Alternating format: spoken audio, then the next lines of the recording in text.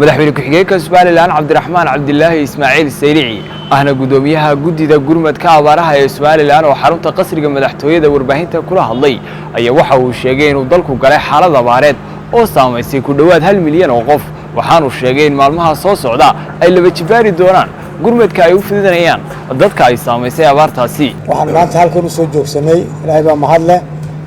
waxaan maanta halkan u soo joogsanay haddaan nahay gurmadkii guddigii gurmadka abaaraha qaranka inaan ku dhawaaqno in abaartay meel adag marayso kadib markii roobkii gugu uu teelteel ku ahaa qaybo ka mid dalka roobabkii dayrtana aan la helin waxaa marag madoon ah in dalka ay ka jirto xaalad abaareed haddaba iyadoo lagu salaynayo warbixinta hordhaca ah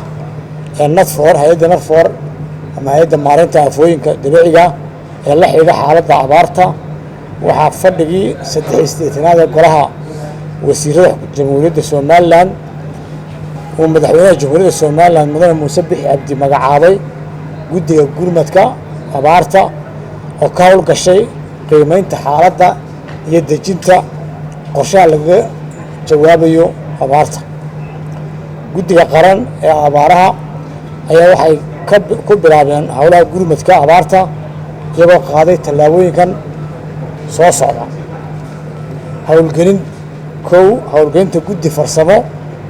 oo ka kooban wasaaradaha xubnaha ka ah guddiga iyo hay'adda NADFOR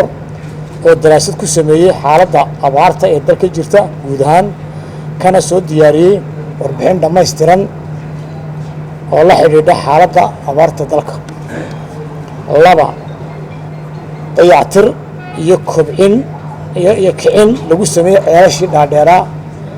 ee biyaha kuwaasoo tiradoodu gaaraysa 40 ceel kuwaasoo ku yaalla goobaha biyo yaraantu ka jirto gaar ahaan gobollada bariga 3 waxaa biyo dhaamis ay laga bilaabay booydihii xukuumadda gacanta ku haysay gobollada Togdheer Sanaag Sool iyo Muruujeex 4 waxay hay'adda NADFOR ama hay'adda maareynta aafooyinka dabiiciga diyaarisay kayd raashin ah oo loogu talagalay dadka abaartu saameysay annagoo tixraacayna warbixintii xaaladda abaarta waxaan ku dhawaaqaynaa inay dalka ka jirto xaalad abaareed oo saameysay dhammaan gobollada dalka sida Sool Sanaag Togdheer Saaxil Hawdka Muruujeex iyo xeebta gobolka Awdal qiimeyntan lagu sameeyey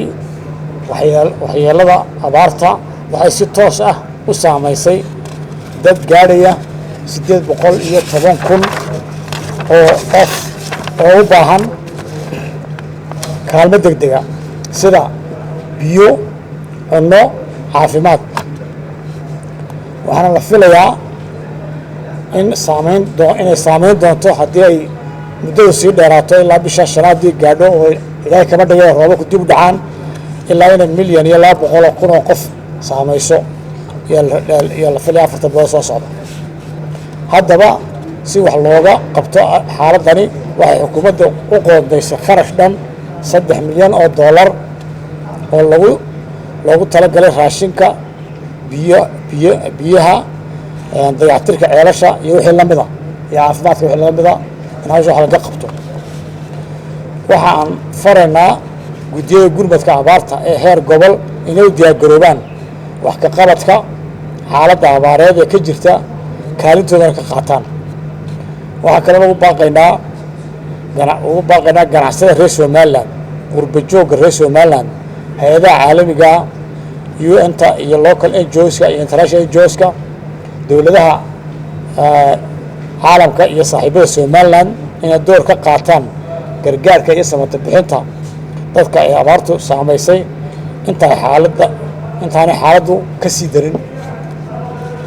dadka reer Soomaaliland waxaan ugu baaqaynaa inay gacmaha isqabsadaan iscaawiyaan dantooda ka wada shaqeeyaan ilaahayna waxaan baryaynaa inuu ilaahay naga soo furto abaarta inagoo garab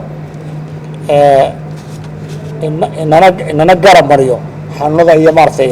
aafooyinka ama masiibooyinka dabiiciga. haddaba laga bilaabo maanta waxaan ku wargelinaynaa cid walba oo doonaysa inay wax ka qabato abaarta dalka ay waajib tahay inay soo marto guddidaas gurmadka qaranka ee abaaraha. ugu dambayn waxaan ilaahay ka baryaynaa in abaarta inaga soo jebiyo raxmaadkiisana noo shubo. ugu dambayn xukuumaddu insha allah laga bilaabo sabti soo socota waxay xoojin doontaa baahidii koowaad ee ka soo baxday daraasadii lagu soo sameeyey gobollada biyaha kow noqday. marka waxaan xoojinaynaa in boodihii la diray maahayna in biyo dhaamis intii awooddeeda ah in bisha maxay sabti soo socota insha allah iyo 3 gobol ee weliba bariga yaa laga bilaabayo loo biiri doonaa. waxaa kaloo la qaybin doonaa oo loo qaybina 3 gobol 10,000 oo qoys raashinkood. wabillahi tawfiiq. asalaamu calaykum waraxmatullahi wabarakaatu. axmed maxamuud dool, Dalsan TV, Hargeysa.